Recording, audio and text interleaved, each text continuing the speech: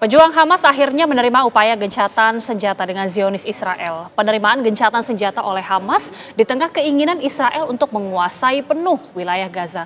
Akankah kesepakatan gencatan senjata benar-benar akan terwujud? Untuk membahasnya, kita sudah bersama dengan narasumber, sudah ada pengamat Timur Tengah, Mas Sofwan Albana. Mas Sofwan, apa kabar? Baik, Mbak Gita. Mas Sofwan, Hamas sejauh ini setuju dengan proposal gencatan senjata ini. Tadi disebutkan sumber dari Kairo, ada proposal yang disetujui. Tapi bagaimana melihat sejauh ini kebenaran dari kabar ini? Ya, jadi kabar yang terakhir kita dengar dari para mediator adalah bahwa Hamas telah memberikan persetujuan terhadap proposal gencatan senjata yang terakhir, yang ditandai dengan penghentian serangan selama 60 hari dan disertai dengan pertukaran sandera. Tapi hanya setengah saja. Betul, karena ini adalah tahap awal dari kemudian proses negosiasi untuk mengakhiri perang yang terjadi di tahap selanjutnya. Jadi berhenti dulu 60 hari, dalam proses itu mereka bernegosiasi kembali tentang apa yang kemudian bisa disepakati untuk mengakhiri perang tersebut. Karena kalau langsung ke akhir perlu waktu dan perlu tahap untuk dilakukan.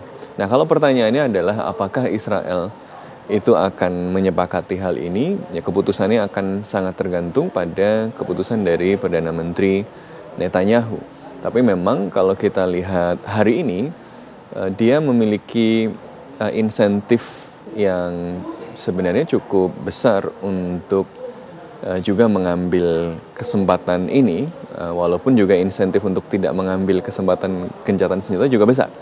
Jadi kalau kita lihat pada waktu-waktu ini Parlemen Israel, Knesset, itu sedang reses. Ya, kalau lagi reses, artinya apa? Artinya Netanyahu tidak perlu khawatir dengan tekanan-tekanan dari kelompok-kelompok koalisinya yang sayap kanan yang biasanya menentang upaya untuk gencatan senjata. Kita ingat ketika gencatan senjata awal tahun ini kan satu menterinya mundur gitu kan. Satu menterinya lagi mengancam untuk mundur kalau gencatan senjatanya lanjut. Makanya Israel kan kemudian melanggar kesepakatan gencatan senjata itu karena kondisi politik. Sekarang lagi reses.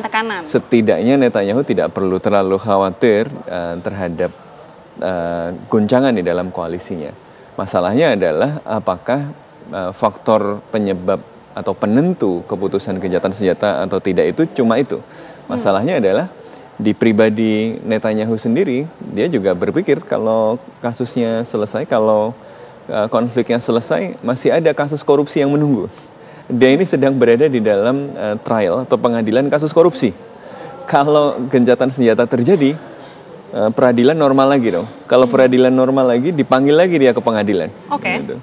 Jadi mungkin ada juga insentif buat dia untuk tidak lanjut, gitu kan? Apalagi kemudian dia merasa bahwa kesempatan untuk menuntaskan proyek Israel Raya yang kemarin dia diwawancara sempat kemudian mengatakan bahwa ya dia mendukung agenda itu. Salah satunya adalah mengokupasi kembali Gaza setelah ditinggal tahun 2005. Itu ya hanya sekarang windownya semakin menutup gitu ya. Karena semakin tidak bisa mengubah kondisi lapangan sekarang, tekanan politik internasional kan semakin kuat. Ini kemarin kan bahkan ketika Israel melakukan upaya penciptaan kelaparan saja, akhirnya Israel harus sedikit melonggarkan setelah ada kritik-kritik yang sangat keras dari mitra-mitra tradisionalnya sendiri. Artinya shaming and naming itu berhasil. Artinya apa? Demonstrasi-demonstrasi, tekanan-tekanan, protes-protes kita, berita-berita seperti ini, itu ada dampaknya. Jadi dengan adanya, harus ditekan terus. Dengan adanya tekanan-tekanan dari internasional sehingga kita lihat ya, mungkin sempat disebutkan ada pelonggaran sedikit. Betul. Tapi dengan adanya ini apakah Israel akan menyetujui gencatan senjata ini atau memang masih dengan ambisinya dari Netanyahu untuk mencaplok Gaza? Ya, kita masih akan melihat dalam beberapa waktu ke depan. Kita melihat misalnya dari dalam Israel sendiri juga tekanan dari komunitas Israel sendiri juga sangat kuat. Hari ini itu terdapat demonstrasi terbesar dalam sejarah Israel ya. 400.000 orang diperkirakan turun di Tel Aviv dan di seluruh Israel ya. Ini aksi yang sangat besar untuk kemudian menuntut penghentian kekerasan, penghentian serangan Israel ke Gaza, dan menganggap bahwa serangan itu justru membahayakan para sandera yang masih berada di Gaza tersebut. Dan ini sebenarnya juga menggambarkan satu adalah ketidakmauan dari sebagian militer Israel. Kemarin kita lihat kepala staf tentaranya juga bahkan mengatakan bahwa IDF itu, serdadunya itu sebenarnya kewalahan juga kalau harus melakukan okupasi, karena itu berarti kemudian mengorbankan kembali serdadunya. Siapa yang harus mengamankan kalau Israel akan melakukan okupasi? Ya tentara-tentara Israel itu. Tentaranya siapa? Karena dia tentaranya sudah terbatas, karena perang yang panjang ini, dia banyak panggil reserve. Ini kan laporan terakhir, prajurit reserve-nya saja sudah terbatas, sehingga dia sementara rekrutmen ke kelompok Yahudi religius yang tadinya nggak boleh ikut tentara karena mereka meminta keistimewaan bahwa mereka cuma belajar agama saja, tidak mau diikut sertakan, akhirnya harus diikut sertakan. Tapi bahkan ketika mereka undang-undangnya diubah, kemudian para Yahudi religius ini juga harus ditarik untuk masuk, yang ikut juga sedikit, tentaranya masih terbatas. Mereka kemudian sekarang bicara tentang merekrut orang-orang Yahudi, yang orang Yahudi kan kemudian bisa otomatis mendapatkan kewarganegaraan Israel, dan bahkan dapat rumah di Israel, itu di luar negeri untuk dapat dimobilisasi. Jadi mereka misalnya bicara soal potensial untuk merekrut orang-orang Yahudi Israel di Prancis, di Amerika Serikat dan seterusnya. Artinya apa? Jadi kapasitas militer ini juga sudah mulai dari kapasitas militer ini sudah gitu mulai kemudian melemah. dari sisi bukan melemah, karena teknologinya masih terus ada, duitnya ada, senjatanya masih terus disuplai. Tapi kan untuk mengoperasikan itu butuh orang. Dan orangnya semakin lama semakin terbatas gitu ya, dan mereka menghadapi kondisi yang tidak mudah juga di Gaza gitu kan. Lalu tapi dengan adanya gencatan senjata ini, apakah mereka ini akan betul-betul menghentikan serangan di Gaza, atau ini masih ada syarat-syarat tertentu yang besar masih tidak. Kemungkinan besar tidak. Justru tidak. Bahkan ketika Netanyahu akan menyetujui, mereka yang akan mereka lakukan adalah mungkin ya kemudian menyepakati 60 hari itu, atau mungkin bahkan lebih pendek, dia sepakat 60 hari tapi dia akan memperlihatkan atau mencari alasan untuk mengatakan bahwa Hamas melanggar gencatan senjata, ya kemudian dia akan menyerang kembali. Ini bagian dari upaya untuk mengelola tekanan publik domestik Israel yang hari ini sudah capek, sebagian sudah terlalu lelah dengan apa yang terjadi di Gaza. Mereka pergi liburan ke luar negeri, diprotes gitu ya. Mungkin sebagian sudah mulai merasa ada sesuatu yang salah, dan kalau dilanjutkan akan buruk juga untuk mereka. Tentaranya juga sudah mulai memiliki keterbatasan untuk rekrutmen dan pengiriman para reserves ini. Di sisi lain tekanan internasional juga semakin kuat. Jadi yang dilakukan adalah mengelola tekanan-tekanan ini. Gimana caranya biar yang penting damai dulu sebentar, demonya berkurang, tekanan internasionalnya berkurang. Nanti kalau sudah mulai tekanannya berkurang lagi, jalan lagi. Jadi berarti ini hanya jeda sementara saja, tidak bersifat penuh menurut Mas Sofyan? Kalaupun disepakati, kemungkinan besar demikian, kecuali kalau tekanan terhadap Israel itu semakin kuat. Jadi ketika terjadi gencatan senjata, kita nggak boleh langsung tarik nafas lega, ini selesai. Ya, ketika gencatan senjata misalnya Netanyahu beneran tanda tangan dan beneran dilakukan, yang harus dilakukan selanjutnya adalah stepping up the pressure. Kita naikkan lagi pressure-nya. Bahwa Israel kemudian setuju untuk gencatan senjata adalah tanda bahwa pressure internasional, bahwa shaming and naming, bahwa mengingatkan bahwa prinsip internasional penting, itu bekerja. Dan karena itu justru dia harus ditingkatkan, bukan malah appeasement, bukan malah kemudian Israel sudah agak baik, ayo kita normalisasi. Israel sudah baik, ayo kita sekarang bantu Israel untuk melakukan agenda displacement-nya dengan memindahkan orang-orang Gaza. Harusnya nggak begitu. Harusnya kemudian memberikan tekanan lebih kuat kepada Israel dalam masa ceasefire itu untuk memastikan bahwa satu, Israel tidak melanggar. Kedua, Israel membuka akses bantuan yang lebih layak untuk mereka yang ada di Gaza. Sekarang sudah agak dilonggarkan, tapi kata PBB masih sangat terbatas. Jadi kita harus mendorong supaya kemudian dapat akses yang unhindered, yang tidak dibatasi, dan dapat dikelola oleh lembaga-lembaga PBB yang terpercaya.